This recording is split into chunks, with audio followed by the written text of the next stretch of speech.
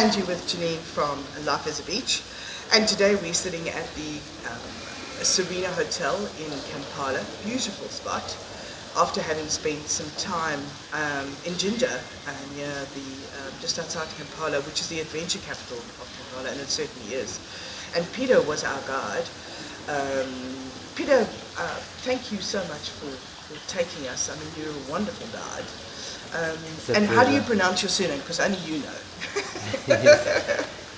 It's a pleasure, actually. It's a pleasure meeting you, Geniene, and I'm so humbled. My name is Peter Nsubuga. The second name a little bit hard to pronounce for people. Which is why I let you do that. I'm just passionate about tourism generally, and I feel like if I am taking my clients out to any adventure, it is something so thrilling. It's a double benefit to me, first of all, if I can give you this introduction. It's a double benefit to me to take tourists to different places of the country and show them what basically Uganda has to unleash to these people. First of all, I am paid to do this job, but I also get the adventure. But you can't have a job like this. This is just being paid to do what you love. Exactly. And what a benefit is that? This is so thrilling. It's just something. I always say I'm paid to adventure. I'm paid to travel, and it is my passion. I always tell my bosses and my clients, the tourists who visit this country, that even if I am not paid, I feel so nice. Look, like yesterday but one, we slept at the World Waters Lodge. It is the world's most Instagrammable lodge. It is basically a 5-star lodge. So who am I? Sleep in a room which is like so gigantic, so beautiful. I have met people from different countries. Now I'm speaking to Geniene from South Africa. She's so friendly, and it gives me, I feel like I'm adding on more years on my life. Absolutely. And you were saying yesterday that you started off as a school teacher. I mean, that I think is quite, in fact, way back before that you were going to be a priest. And then that changed along the way and you became a teacher. And I think that stood you in good stead, because being a teacher means you're able to talk to people from all walks of life. And I think all guides should really be taught to be a teacher, because you've taught us so much about Uganda. Yeah.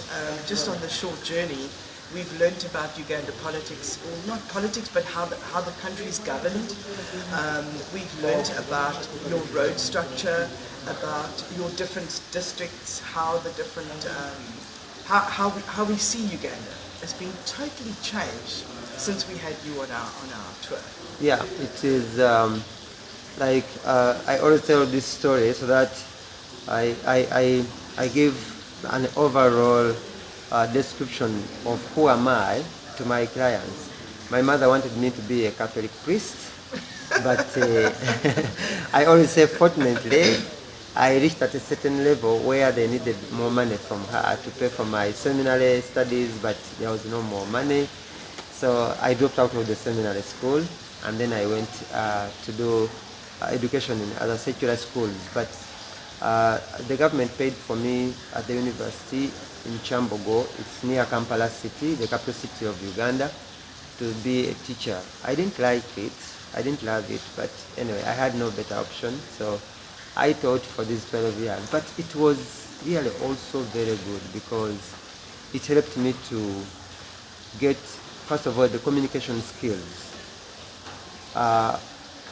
Communicating to students, to learners, most of them have challenging questions, was preparing me to do my current job better. Well, I think one of the things about being a teacher is that you have to be able to instill your knowledge into people who particularly may not want to have that knowledge instilled. Yeah. I mean, being a teacher of geography, you may be teaching students that just have to be there, they don't want to be there. But being a teacher that gets them to love geography, that's a whole different ballgame. And since you were studying to be a geography teacher, and you were one, I think that has prepared you to be one of the best guides in Uganda, and that we've heard from a number of people. is that you're one of the best guides. Yes, that is really true and very correct, because even in geography we had like 3 sections. We had physical geography, which teaches about the physical features of East Africa, that is Uganda, Kenya, Tanzania, Rwanda and Burundi. Then we have another sector in geography which teaches about human geography. This sector is where we teach learners activities done by humans like agriculture, forestry, fishing, transport and all those jobs. Then we have the last sector, we teach about the geography of Uganda only.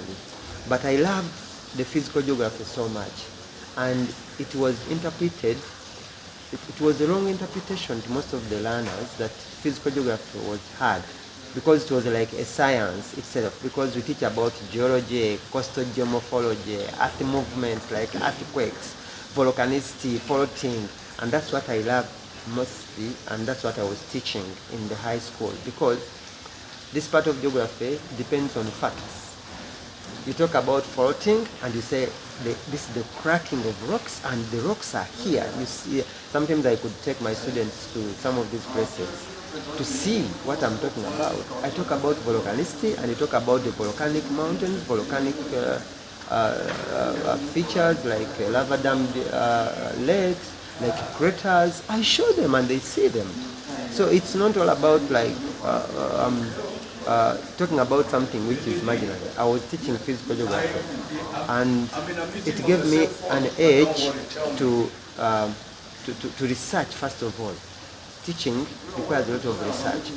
As you're talking to me, as you're saying that sometimes you are forcing someone who doesn't want to learn. You're teaching them something, like you're forcing them to get this knowledge from me to them, first of all. So that part of trying to make them love what I am talking about is also another side of teaching. So before I put in the technical, the information in someone's brain, I have to prepare the brains of someone. Absolutely. Yes. So this one gave me, I was getting experience, much as I did not like what I was doing by that time, but wonderfully, learners were passing, and that gave me morale to teach. But still, I did not forget my childhood interest. I wanted to work with nature. I dreamt to be a botanist or a zoologist. So that's what I wanted mostly. So later, when I was teaching, I still remember that I wanted what I wanted to do. So that's why I went and did a diploma in tourism management in the Ginger-based institute, where we visited that adventure place. And yes, I joined tourism, and it wasn't really so easy to get to where I am. I am still learning, and I'm still pushing on to get more information about the tourism, to get more information. But even getting to where I am, it was not so easy, but it became possible because I always kept on learning, and up to now, I'm a student for life. I keep learning. Absolutely. Learning. And what does Peter do outside of being our tour guide? I mean, when we leave at the airport next week and we travel back to South Africa, where does Peter go? What does Peter do? That's another challenge. In tourism, we have basically seasons, high seasons in Uganda. High seasons mean like there are those months like June, July, August, and then December, January, we always receive a lot of tourists. But these are other months like February, March, and April, we don't really have many tourists coming. Now, that's a good question for now.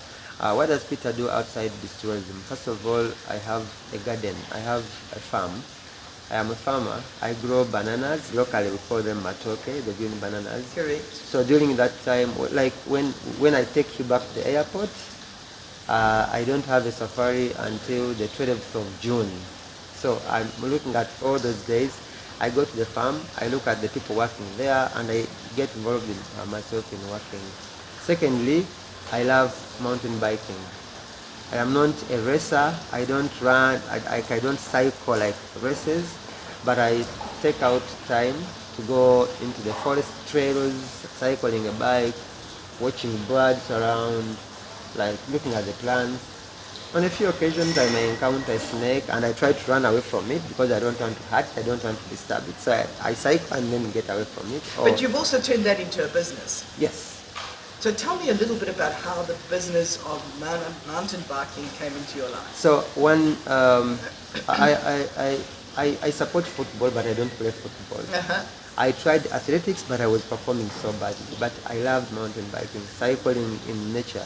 So because it was my hobby, I even saved some money and I bought bikes. I actually bought 3 bikes first of all. I bought a cheap bike, but it wasn't performing well. So I bought another bike. So the second one was still a moderate bike until I saved my money. Bikes in Uganda are not so cheap because we just import them from different parts of the country. So when I bought this third bike, it was a really very good performing bike. And then as I was cycling, I thought about making my hobby a business. So I started making it a business and selling to people, but I did not have the bikes myself. But then I advertised it that I can be a mountain bike guide. If you come with your bike, for example, you come with your bike, I have the trails in the forest, I have the trails going through the community, and I have the skills of mountain biking, but I don't have the bike, okay? So Geniene, Kate, or another friend can come with the bike, and then I take you through the bike. So this worked, and I see people traveling with their bikes. They open them and pack them in boxes. They fly them in, and it was really very good because one time I was taking 3 German people through the bike, through the trails, and then they told me, Peter, we have not seen the bikes of our standard, so we have. It was good that we came with our mountain bikes because this is what we want. So I knew that even when I had bikes here, maybe they wouldn't be used, but it was easier people to travel with their bikes. And bikers, these people who cycle in the national parks and protected areas, they really want to use their own machines, and it is easy for them. So this is what I've turned into business. So I do mountain biking, though I do not do it on the highways of Uganda. Highways of Uganda are not so... No, they do it. I think mountain biking is not designed for... Yes, for highways. So we go to different national parks, different forest areas. We cycle through 45 kilometers, 50 kilometers in a day, through the natural areas, communities. At some point, these people stop and greet some of the children on the way in the communities. It is really so nice. And even when we can actually add in another activity when we are biking. For example, we do biking in Lake Mburo National Park. It's a national park which has so many animals. So as we are cycling, then we stop somewhere and people take photographs of zebras, elands, and different parts of the animals. Nice. In Mavila Forest, where we went for zip lining, people cycle, and then at one point you hear a bird calling, a Luda's bush-like, maybe in a Hans Franklin calling, forested. So basically you can combine bird watching and mountain biking. Exactly. In the same... mountain biking. And how long does one of those mountain biking trails? We normally advise the minimum of 2 hours to a maximum. But I mean per day? I mean, how many days do you think I should come to Uganda to do mountain biking? You need like at least a minimum of 3 days. 7 days is better. There's so 7 much days to is see. better. Yes, 7 days is better, or even a little bit more, 10 or 14 days. Yeah. And spend time here. So how do people find you? If they want to come and mountain bike, how do they find you? Yeah, I can be found on Instagram. Instagram is the social handle I use mostly. My Instagram page is Nsubuga01.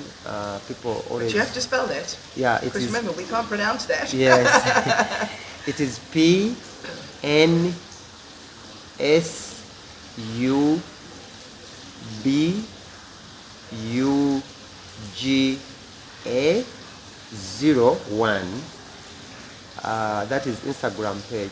So I try to put on some posts and then I boost them. Sometimes I don't boost them, but sometimes I boost them. Instagram is what I use. But I also have my email address. People send me emails. My email address is Peter, like the name Peter, at Adventure Uganda. It's a one word.com. wildlifeadventureuganda.com. It's one word. So Wildlife Adventure Safaris is the company I started because when I started these activities, especially mountain biking and mountaineering, people wouldn't trust me as an individual, first of all. As an individual, they wouldn't trust me. So I had to go legal.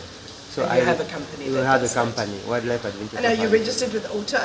Yes, it's registered with Auto, registered with the UTO. There's also another organization called UTO, Young Uganda Tour Operators. Then Auto, Association of Uganda Tour Operators.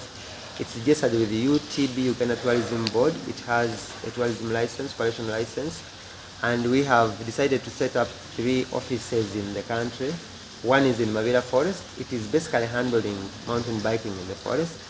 Then another office is at Kampala, in one of the suburbs of Kampala, Chisasi, at Ndundu Complex, first floor.